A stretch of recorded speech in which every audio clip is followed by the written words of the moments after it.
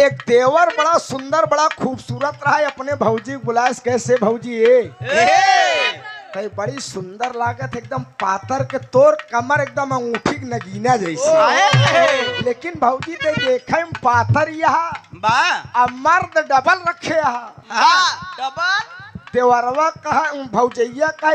तू पगलाई यहाँ का हम कौनो एरू बेरू नथु खैरू भौजाई यही का तोहरे जैसे लवंडा हम कुछ समझबे नहीं के तब लौंडवा कहा ओ तू है गीतिया प्रिंसिपल साहब बजावत हन का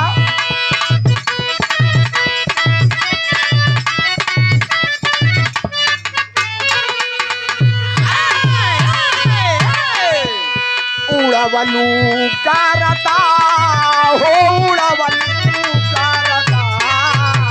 उड़ावलू कारता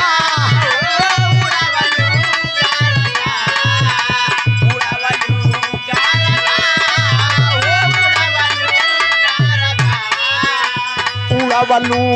कारता हो उड़ावलू कारता रखलू जवानी में भाऊजी डबाल मारादा रखलू जवानी में भाऊजी डबाल मारादा रखलू जवानी में भाऊजी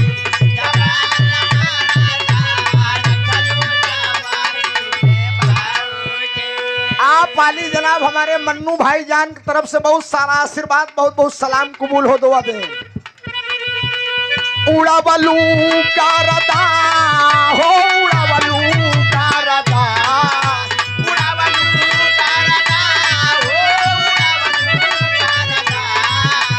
उड़ावलू कारता उड़ावलू कारता हो उड़ावलू कारता रखलू जवानी भाऊ डबाल मारादा रखलू जवानी भाऊजी डबाल मारादा रखलू जवानी भाऊजी डबाल मारादा रखलू जवानी 51 रुपया पुरस्कार आप हमारे शिव बाबू यादव छिवैया झूसी से ओम प्रकाश दीवाना बिरहा गायक के बड़े अजीज मित्र हमारे भी बड़े अजीज मित्र 51 रुपया बहुत बहुत प्रणाम है। हेलो भीम यादव परासिनपुर और कान्हा डेरी फूलपुर टाकिच के बगल आप प्रोपाइटर रमेश यादव और बहू भैया 100 रुपया बहुत बहुत प्रणाम बा माई भगवती कल्याण करे एक स्वर में सब सकल पंच के पहले की प्रणाम बा। हेलो कहना है देवरवा और कहे भौजी एगो देला दीने ड्यूटी एगो देला राती के एगो देला दीने ड्यूटी एगो देला राती के एगो देला दीने ड्यूटी एगो देला राती के पूछा ही न देला हमारे दिया ना के बाती के पूछा ही न देला हमारे दिया ना के बाती के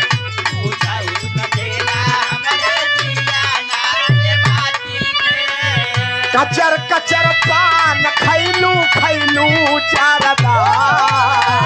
कचर कचर पान खैलू खैलू चारदा